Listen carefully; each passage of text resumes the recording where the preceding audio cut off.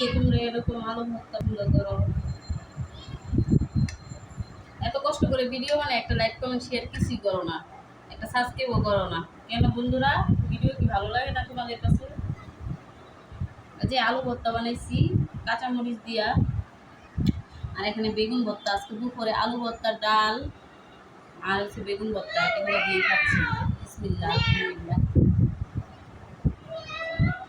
আরে বাপটু দেখো, যাও যাও তুমি যাও যাও, খাইনি।